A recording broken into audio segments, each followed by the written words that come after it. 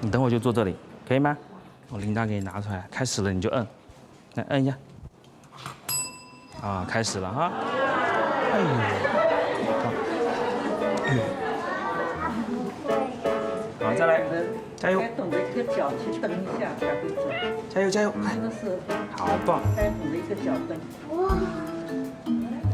好棒！讲到这个训练这个事情，我刚才前面说有个小彩蛋，好像现场是有一些还没有养猫的朋友，对不对？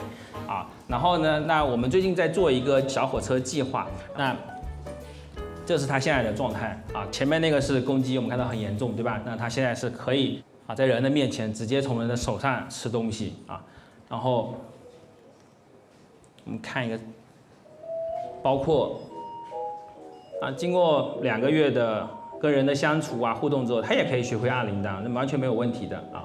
可以知道，所有的猫咪都是家猫，它都是驯化过的后代，它能成为一个非常优秀的伴侣动物啊。